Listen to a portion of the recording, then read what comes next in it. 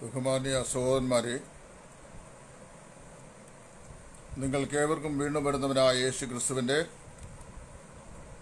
അതിധന്യമായ നാമത്തിൽ എനിക്കുള്ള സ്നേഹ വന്ദനങ്ങളെ വീണ്ടും പ്രകാശിപ്പിക്കുന്നു. ഇന്ന് രാത്രിയിൽ രക്ഷയുടെ ഭദ്രത സംബന്ധിച്ച് നഷ്ടവാദം ഉന്നയിക്കുന്ന ആളുകൾ തിരുവെഴുത്തിൽ നിന്ന് ചൂണ്ടിക്കാണിക്കുന്ന നഷ്ടവാദങ്ങൾക്കുള്ള വേദഭാഗങ്ങളിലൂടെ അതിൻ്റെ മറുപടിയാണ് നാം ഇപ്പോൾ ചിന്തിച്ചുകൊണ്ടിരിക്കുന്നത്. അതിൻ്റെ മൂന്നാം ഭാഗം സെക്യൂരിറ്റി ഓഫ് സാൽവേഷൻ എന്ന് പറയുന്ന വിഷയത്തിൻ്റെ 5-ാമത്തെ ഭാഗം. അതാണ് ഈ രാത്രി നാം ഒന്നിച്ച് ഇവിടെ ചിന്തിക്കുവാൻ പോകുന്നത്. ഇന്നലെ ഞാൻ പറഞ്ഞ് അവസാനിപ്പിച്ച ഭാഗത്തുനിന്ന് ഇന്ന് തുടങ്ങുവാനാണ് ദൈവസന്നിധിയിൽ ആഗ്രഹിക്കുന്നത്. ഇന്ന് രാത്രിയിൽ 5 പ്രധാനപ്പെട്ട വേദഭാഗങ്ങളെ ചൂണ്ടിക്കാട്ടിയാണ് ആ നഷ്ടഭാഗത്തിനുള്ള മറുപടി പറയുവാൻ ദൈവസന്നിധിയിൽ ഞാൻ ആഗ്രഹിക്കുന്നത്.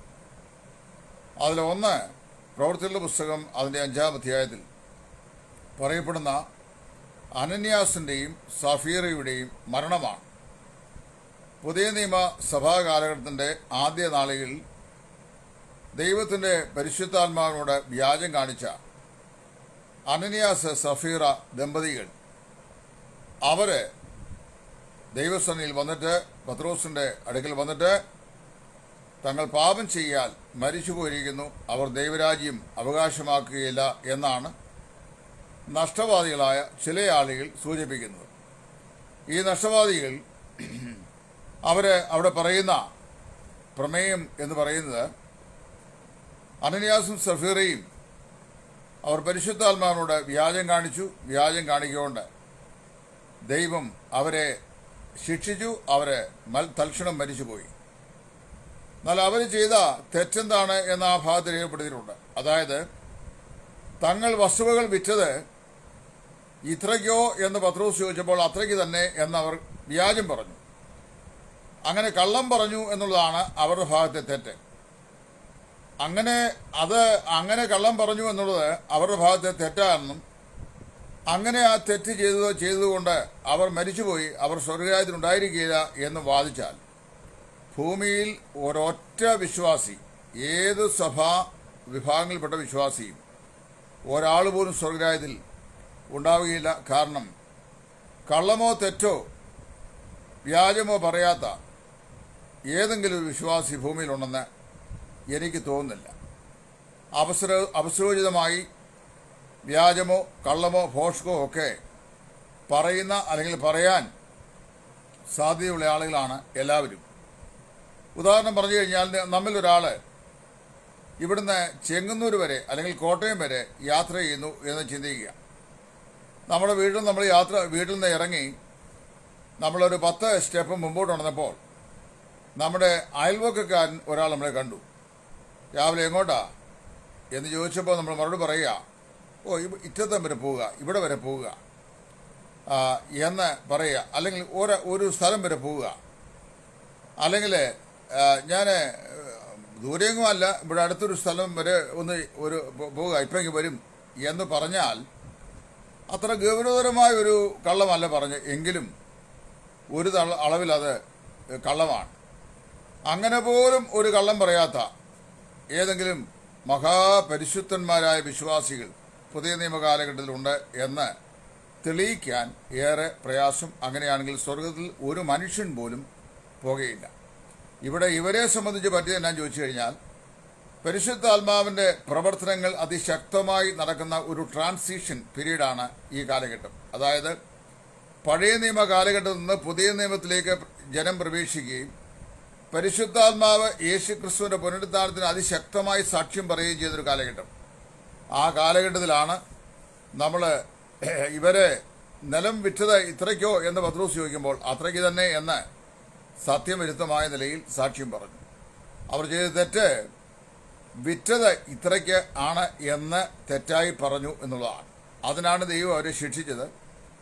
ആ പരിവർത്തന കാലഘട്ടത്തിൽ പരിശുദ്ധാത്മാവിന്റെ പ്രവർത്തനം അത്രമാത്രം ശക്തവും അതിനുള്ള പ്രതിവിധിയാകുന്ന ശിക്ഷ വളരെ പെട്ടെന്ന് ലഭിക്കുന്നതും ആയിരുന്നുകൊണ്ട് ശേഷം ഉള്ള വിശ്വാസികളുടെ ഭയത്തിനായി ദൈവം ഒരു പ്രത്യേക സംഭവം എന്ന നിലയിൽ ഇടപെട്ട ഒരു ചരിത്രമാണ് അനന്യാസിന്റെയും സഫീറിന്റെയും ജീവിതത്തിൽ നമുക്ക് കാണുവാൻ സാധിക്കുന്നത്.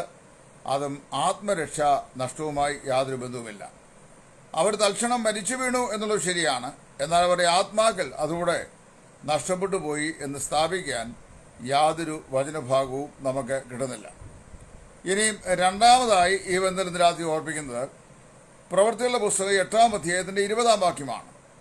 പ്രവൃത്തികളുടെ പുസ്തകം 8-ാം അധ്യായത്തിന്റെ 20-ാം വാക്യത്തിൽ പത്രോസ് ശിമോനോട് പറയുകയാണ്, സകല കപടവും ധൂർത്തും നിറഞ്ഞവനെ, പിശാചിന്റെ മകനെ, നീ ദൈവത്തിന്റെ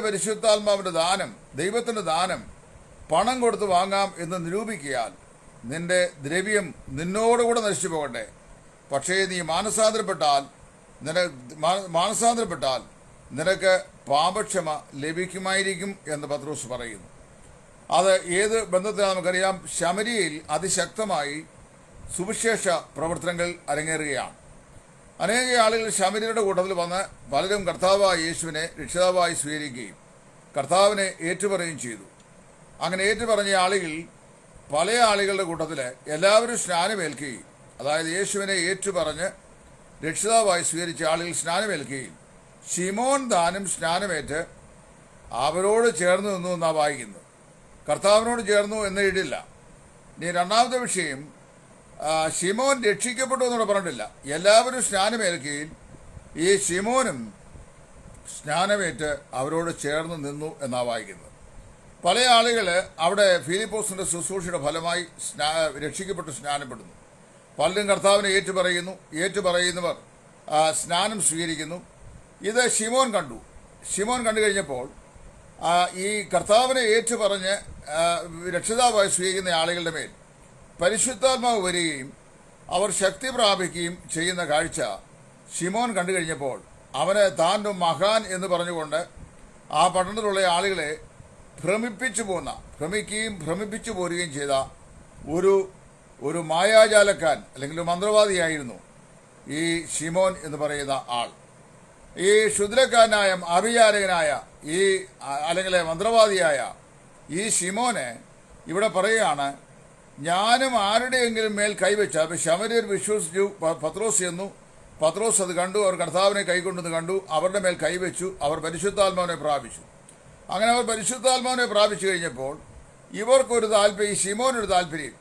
കാര്യം ഇവൻ ആഭിചാരം ചെയ്യാനും മന്ത്രവാദം ചെയ്യാനും ഒക്കെ ചെലവുകളുണ്ട്. അതിന് വേണ്ടി വന്നാൽ തെറ്റിപ്പൂവ്, അല്ലെങ്കിൽ നെൽക്കതിര്, തേങ്ങായ്, പഴം, കദളിപ്പഴം, ഇങ്ങനെ പല സാധനങ്ങളൊക്കെ വേണം. പൂജാ വിഷയങ്ങളൊക്കെ വേണം.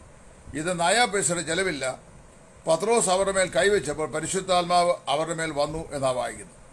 അപ്പോൾ ഇത് കണ്ടപ്പോൾ അവന് ഒരു താല്പര്യം.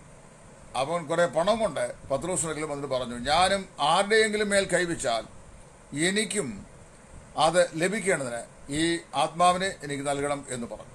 അവിടെയാണ് പത്രോസ് തിരിഞ്ഞ് അവനെ ശാസിച്ചത്. സകല കപടവും ധൂർത്ത് നിറഞ്ഞവനെ, പിശാചിന്റെ മകനെ, നീ ദൈവത്തിന് ദാനം പണം കൊടുത്ത് വാങ്ങാം എന്ന് നിരൂപിക്കിയാൽ നിന്റെ ദ്രവ്യം നിന്നോടുകൂടെ നശിച്ചു പോകട്ടെ എന്ന് പ്രസ്താവിച്ചായി നമ്മളോട് വായിക്കുന്നുണ്ട്.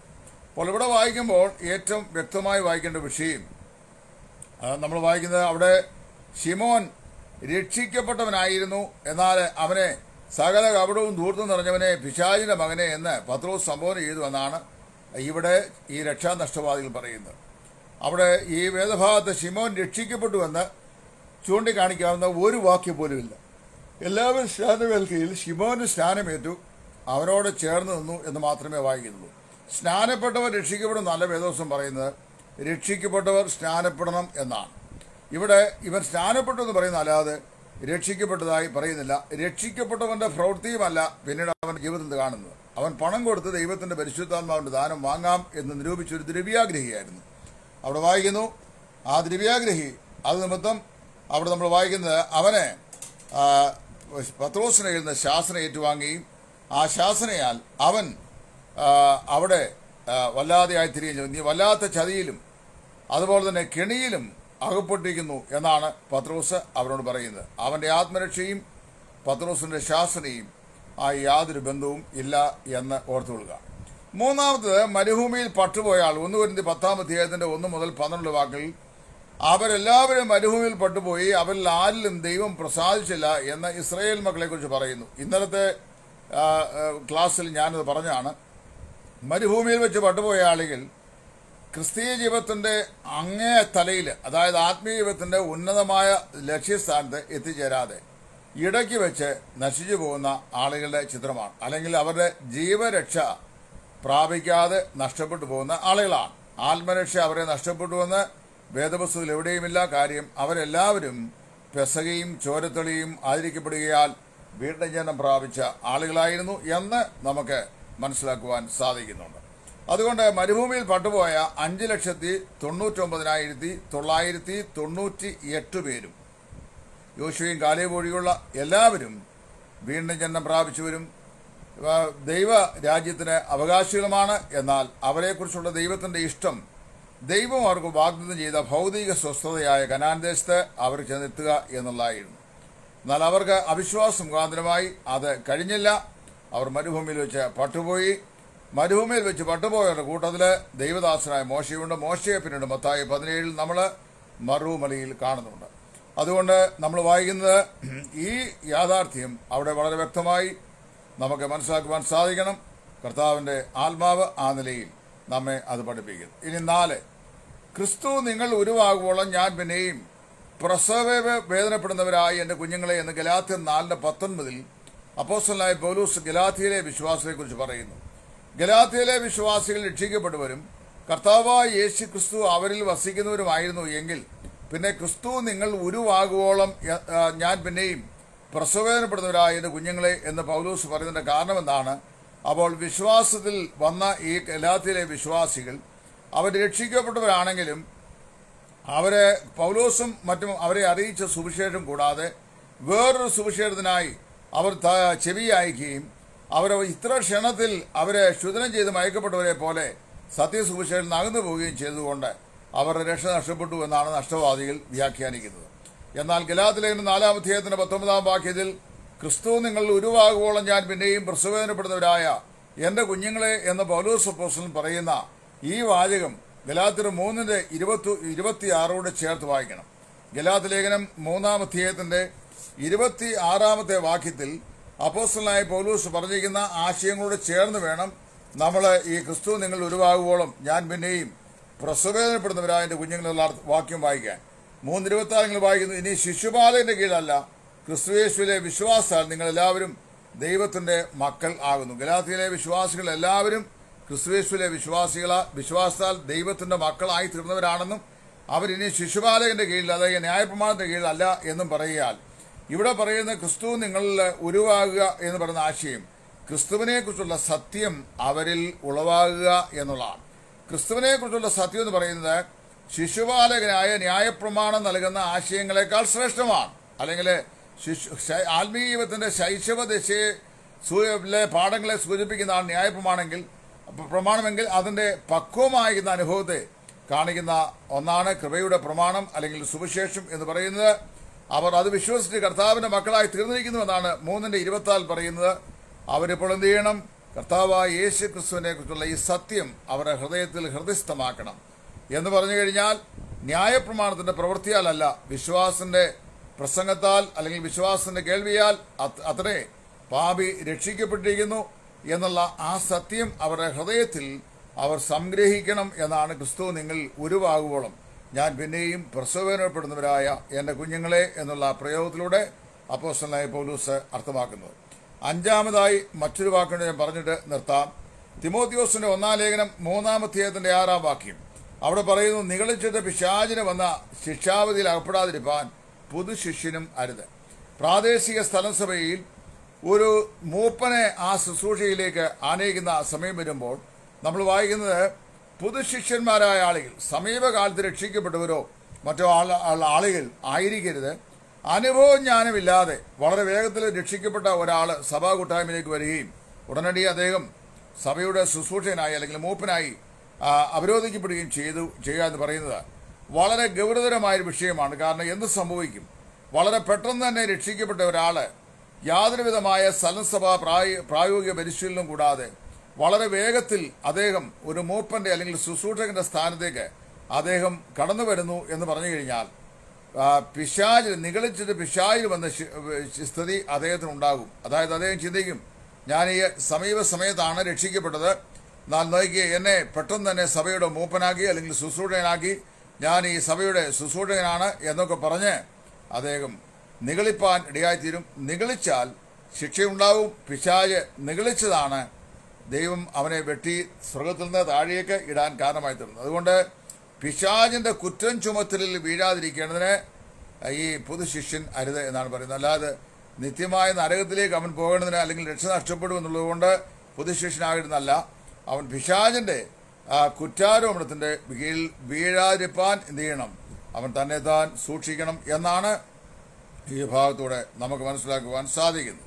ഇത്രയും കാര്യങ്ങൾ ഇന്ന് രാത്രിയിൽ ഞാൻ പ്രഥമത സൂചിപ്പിച്ചു. അനന്യാസിന്റെയും സഫീറയുടെയും മരണം, ഈ മന്ത്രവാദിയായിരുന്ന ആഭിചാരകനായ ശിമോന്റെ ശിക്ഷ, അല്ലെങ്കിൽ ശിമോനെ ലഭിച്ച റെബ്യൂക്ക്, അതുപോലെ തന്നെ മരുഭൂമിയിൽ പട്ടുപോയ ഇസ്രയേൽ ജാതികളുടെ രക്ഷ, കർത്താവായ യേശു ക്രിസ്തു ഗലാത്യരുടെ ഹൃദയത്തിൽ ഉരുവാകുവോളം പിന്നെയും പ്രസവപ്പെടുന്നവരായ എൻ്റെ കുഞ്ഞുങ്ങളിൽ നിന്നുള്ള പൗലോസിന്റെ പരാമർശം, അതുപോലെ പൊതുശിഷ്യന്മാരെ മൂപ്പൻ സ്ഥാനത്തേക്ക് അവരോധിക്കപ്പെടുന്ന സമയത്ത് നിഗളിച്ചിട്ട് പിശാചിനും എന്ന ശിക്ഷാവിധിയിൽ അകപ്പെടാതിരിക്കാൻ പൊതുശിഷ്യനും അരുത് എന്നുള്ള പ്രസ്താവന.